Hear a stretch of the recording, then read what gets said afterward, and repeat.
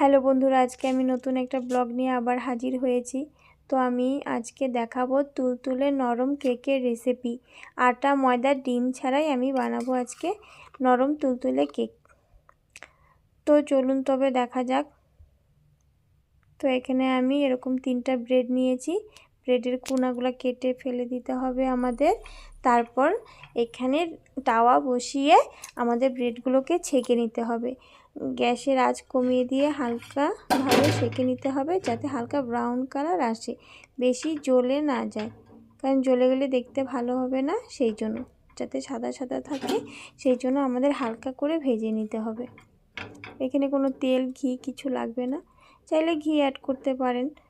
তো আমি এখানে হালকা সেঁকে নিয়েছি। তো আমি যে কন্টেনারে কেক বানাবো সেই কন্টেনারে ব্রেডগুলো রেখে দিলাম।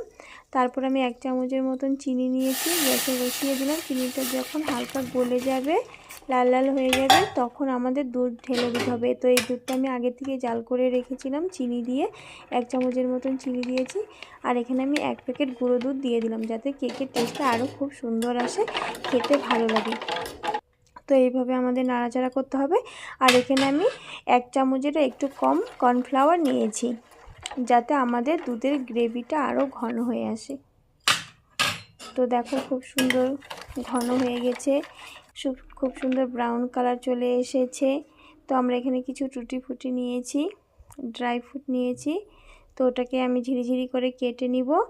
আর যে ব্রেডটা আমি ভেজে রেখেছিলাম সেটার উপরে আমি দুধটা ঢেলে দিব।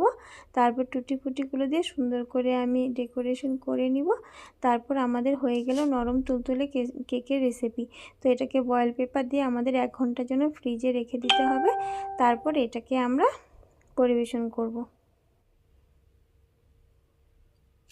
তো ফয়েল পেপার দিয়ে এভাবে 1 ঘন্টা রেখে দেবে। তারপর দেখুন আমাদের কেক খুব সুন্দর রেডি হয়ে গেছে। তো এখন আমি কেটে দেখাবো আপনাদেরকে কেমন নরম হয়েছে।